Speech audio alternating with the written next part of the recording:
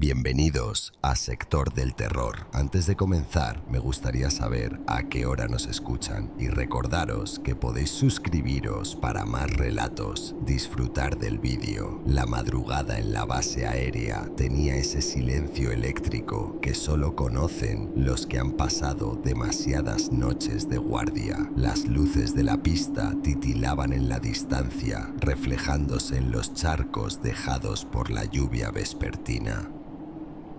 Revisé por 10ª vez los monitores del radar, la pantalla verde mostrando el vacío habitual del espacio aéreo restringido, hasta que apareció un punto brillante que no seguía las reglas.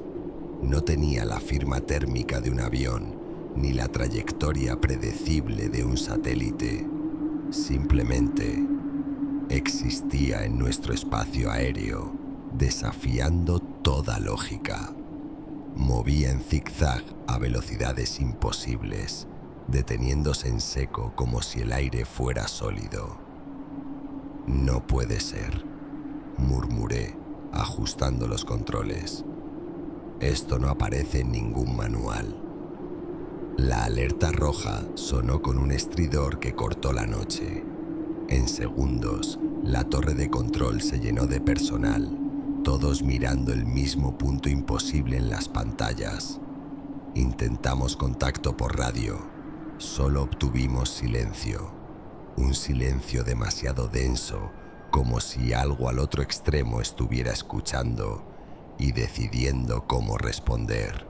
Los motores de los F-5 rugieron como bestias, despertando de un sueño profundo. Desde la torre, observé cómo las siluetas de los cazas se recortaban contra el cielo aún estrellado, sus luces de navegación titilando en formación perfecta. Todo transcurría según el protocolo: interceptación visual, identificación, reporte, hasta que el capitán Rojas abrió el canal. Torre, Tigre 1, tenemos contacto visual. Su voz sonaba distorsionada, como si hablara desde el fondo de una caverna. Las palabras venían entrecortadas por interferencias que no aparecían en nuestros equipos. Objeto no corresponde a ningún diseño conocido. El teniente Mendoza intervino, su tono ahora monocorde, hipnótico. Las luces forman patrones. Comprendo los patrones. En la torre nos miramos incrédulos. Los pilotos hablaban en frases entrecortadas, como si estuvieran en trance. Peor aún, entre sus palabras se filtraban otros sonidos, susurros guturales que formaban ritmos imposibles, como un idioma nacido del crujir de metales sometidos a fuerzas inhumanas. El radar mostraba los jets rodeando al intruso en círculos perfectos, como planetas orbitando un sol negro. Y entonces, el canal se saturó con un sonido que hizo que todos en la torre nos lleváramos las manos a los oídos. No era estática, era algo cantando. El silencio que siguió fue más aterrador que los sonidos anteriores. Las pantallas de radar seguían mostrando los blips de los F-5, pero sus trayectorias habían cambiado. Ya no volaban en formación de interceptación, sino en patrones geométricos imposibles. Ángulos agudos, círculos perfectos, figuras que se repetían como fractales en el cielo nocturno. Intentamos todos los canales de emergencia. Nada, solo ese silencio espeso que parecía absorber hasta el sonido de nuestra respiración. Los técnicos revisaban frenéticamente los equipos, buscando fallas que no existían. El radar principal comenzó a mostrar datos incongruentes. Altitudes que fluctuaban entre 10.000 y 100 metros en segundos, velocidades supersónicas seguidas de detenciones bruscas. 1 hora después, los jets iniciaron el descenso por sí mismos. Los sistemas automáticos los guiaron hacia la pista con precisión quirúrgica, como si fueran marionetas cuyos hilos alguien más controlaba. Los vimos aterrizar perfectamente, rodar hasta su posición habitual y apagar motores. Desde la torre, observamos con binoculares. Las cabinas permanecían cerradas. No había movimiento alguno, ni siquiera cuando el equipo de tierra se acercó con las escaleras, golpeando los vidrios de las cabinas. Los pilotos no respondían, no se movían, pero a través de los visores empañados creí ver algo que me heló la sangre. Sus sombras dentro de las cabinas no coincidían con la posición de sus cuerpos, como si algo más estuviera sentado con ellos, ocupando un espacio que nuestros ojos no podían ver. El equipo de tierra tardó 40 minutos en forzar las cabinas. Los técnicos trabajaban con movimientos nerviosos, lanzando miradas furtivas hacia los visores oscurecidos. Cuando finalmente abrieron la primera cabina, el olor que escapó hizo retroceder incluso a los veteranos. Una mezcla de ozono quemado y algo orgánico, dulzón, como carne en descomposición acelerada. El capitán Rojas aún estaba sujeto a su asiento, sus manos aferradas a los controles con una rigidez cadavérica. Su traje de vuelo parecía intacto, pero su piel, Dios, su piel, pálida como cera derretida, surcada por venas negras que palpaban bajo la epidermis. Sus ojos abiertos, las pupilas dilatadas hasta casi borrar el iris, reflejaban algo que no estaba allí, patrones de luz en constante cambio, como si mirara hacia un caleidoscopio infinito. Cuando lo extrajeron, su cuerpo se convulsionó en espasmos violentos. Su mandíbula se movía sin control, como si intentara articular palabras que su lengua ya no podía formar. Entre los labios entreabiertos, los médicos vieron algo que hizo que retrocedieran. Su lengua había desarrollado una textura cristalina, translúcida, con venas que brillaban con un tono azulado bajo la luz de las linternas. Los exámenes preliminares revelaron lo imposible: tumores que crecían visiblemente bajo observación médica, adoptando formas geométricas perfectas, ondas cerebrales que fluctuaban entre el coma profundo y una actividad frenética sin precedentes. Y lo más aterrador, en sus radiografías, ciertas partes del esqueleto mostraban una densidad imposible, como si algo se estuviera calcificando dentro de sus huesos. El médico jefe ordenó el aislamiento inmediato, pero era demasiado tarde. Al caer la noche, el personal médico reportó algo nuevo. Los pilotos, ahora sedados y restringidos, seguían murmurando la misma frase en perfecta sincronía: ya casi estamos listos. El laboratorio de inteligencia estaba sumergido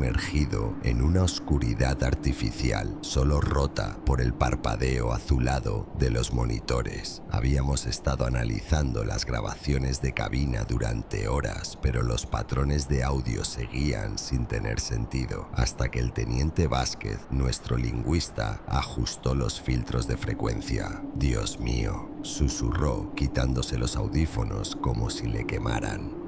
El audio, limpiado de interferencias, reveló una cacofonía de voces superpuestas. No eran solo los pilotos, había otros hablando a través de ellos. Las grabaciones mostraban capas de diálogo, hasta 7 voces distintas hablando simultáneamente en los canales. Patrones tonales, oscilaciones perfectas entre 3.33 Hz y 33.3 kHz, imposibles para cuerdas vocales humanas. Estructura fractal, cada frase contenida dentro de sí misma, repitiéndose en escalas más pequeñas. El espectrograma mostró algo que nos heló la sangre. Las ondas sonoras formaban patrones geométricos precisos, hexágonos perfectos que giraban sobre sí mismos, transformándose en lo que parecían letras de un alfabeto desconocido. «No es lenguaje», murmuró el científico jefe, pasando un dedo tembloroso sobre la pantalla. «Es arquitectura. Intentamos correlacionar los patrones con bases de datos de lenguas muertas, códigos militares, incluso transmisiones cósmicas. Nada coincidía, hasta que el sistema de reconocimiento arrojó un resultado aberrante.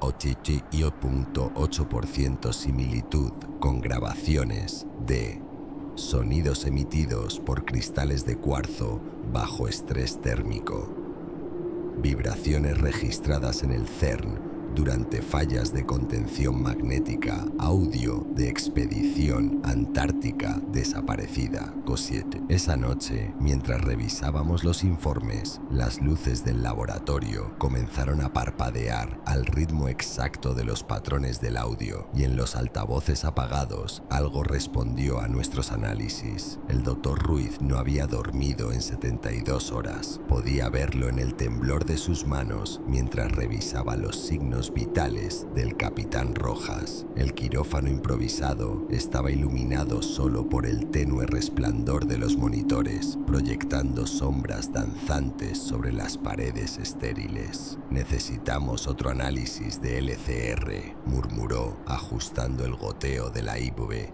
«Los niveles de proteínas siguen aumentando de forma no lineal». Fue entonces cuando lo vi. Detrás del vidrio de observación, una figura se materializó en el aire. No había puertas abiertas ni corrientes de aire. Simplemente apareció el teniente Mendoza, flotando a medio metro del suelo, con su bata de hospital ondeando como si estuviera sumergido en agua. Sus ojos, Dios, sus ojos, eran pozos de oscuridad absoluta. «Lequis, Thalamus, Fractus». La voz del teniente surgió de todas direcciones, cada palabra pronunciada con una cadencia mecánica, como si fuera traducida en tiempo real desde algún idioma imposible.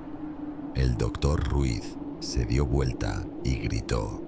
El estetoscopio se le cayó al suelo cuando el aparato de EEG estalló en una sinfonía de alarmas. El Capitán Rojas, hasta entonces catatónico, se incorporó bruscamente en la camilla. «Está aquí», gritó con una voz que no era la suya. «En los ángulos, miren los ángulos». Cuando los guardias irrumpieron en la sala, el teniente flotante había desaparecido. Pero en el techo, justo sobre la cama del capitán, quedaron marcadas 5 hendiduras perfectas, como huellas digitales quemadas en el acero. El informe posterior diría: episodio de fatiga colectiva. Pero esa noche, mientras revisaba las grabaciones de seguridad, vi lo que realmente había sucedido.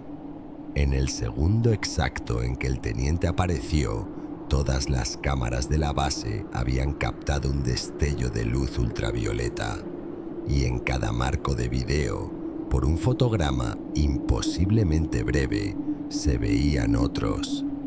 Piezas de un rompecabezas que nunca debimos intentar armar. El hangar 7 estaba sellado como una tumba. 3 capas de aislamiento biológico cubrían sus puertas, cada una marcada con símbolos de advertencia que nunca antes habíamos usado en la base. Desde el incidente con los pilotos, el lugar se había convertido en el epicentro de lo inexplicable. Yo observaba desde la sala de control cuando ocurrió el primer evento. Las cámaras térmicas mostraron un punto frío expandiéndose por el piso de concreto, formando patrones hexagonales perfectos. Luego vinieron las descargas, chispas azules bailando entre los fuselajes de los F-5, arqueándose en ángulos imposibles, como si algo estuviera dibujando circuitos en el aire. «Movimiento en el sector noroeste», gritó uno de los técnicos. Las cámaras de seguridad mostraban el hangar vacío, pero los sensores de presión detectaban pisadas firmes, metódicas, recorriendo el perímetro, pisadas que dejaban marcas de quemaduras en el concreto, visibles solo bajo luz ultravioleta. A las 03:33 am, todos los sistemas del hangar se activaron simultáneamente. Las luces de navegación de los jets parpadearon en secuencias binarias. Los sistemas de combustible registraron drenajes completos en 3 segundos. Los radares internos detectaron 47 objetos voladores no identificados. Dentro del propio hangar, cuando el equipo SWAT ingresó al amanecer, encontraron los F-5 intactos, pero en sus parabrisas, grabado con algún instrumento que había fundido el vidrio sin romperlo, había un mensaje repetido en cada cabina: «Nos vemos en el punto de convergencia». Esa tarde, el coronel Martínez ordenó la cuarentena total de la base, pero todos sabíamos la verdad. La contención había fallado.